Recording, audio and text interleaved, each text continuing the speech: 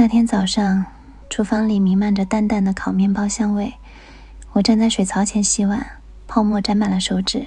丈夫站在玄关处，笑着对我说：“我出门了，今天可能又要晚点回来。”我转过头，勉强挤出一个温柔的笑容，声音轻软：“路上小心，早点回家哦。”可当门关上的那一刻，我的肩膀微微一沉，手里的碗差点滑落。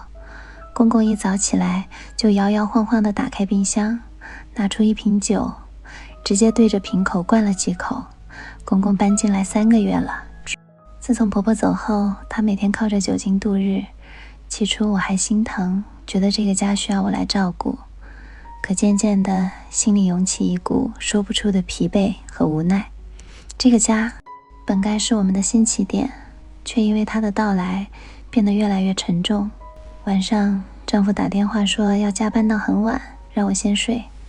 回房间时，听到公公的房间传来均匀的鼾声，他总是不洗漱不换睡衣，直接躺下就睡了。不管他了，一个人的房间，寂寞像潮水一样涌来。结婚半年，丈夫的陪伴越来越少，一个花一般的少妇，却得不到雨水的滋润。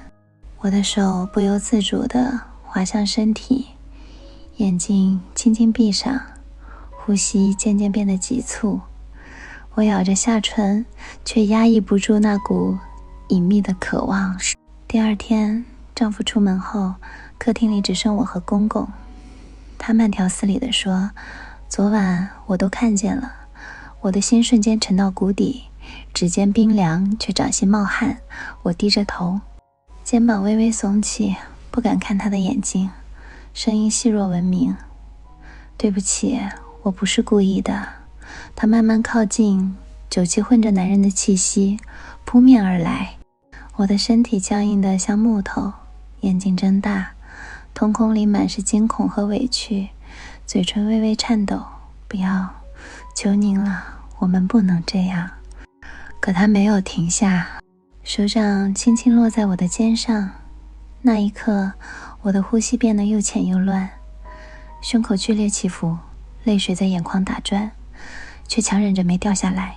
我试图推开他，却发现自己的力气小得可怜。那天晚上，我躺在床上翻来覆去，怎么也睡不着。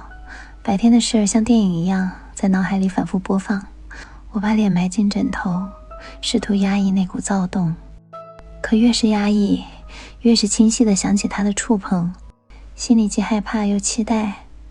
我这是怎么了？明明知道不对，却有一丝说不出口的满足。接下来的日子，只要丈夫不在家，公公就会找各种理由靠近我。我起初还会抵抗，每次他出现，我都会低下头，双手绞着衣角，声音带着颤音：“不行，我们不能再这样了。”可渐渐的，我的抵抗越来越弱。那种从被动到慢慢顺从的变化，连我自己都觉得不可思议。我甚至开始在心里自嘲，这个家本该由我来守护，结果我却成了最需要被守护的那一个。后来我们越来越大胆，有天晚上，丈夫在家，我却忍不住偷偷溜进公公的房间。就在我们纠缠的时候，门外忽然传来丈夫的脚步声：“老婆，你在哪儿？”我瞬间僵住，眼睛睁大，身体本能的想躲，却被公公一把拉进被子里。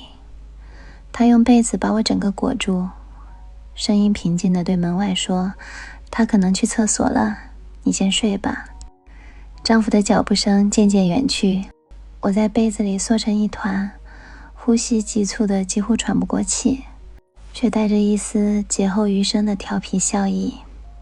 心里暗想，我们这是在玩火啊，可这火怎么越来越暖了？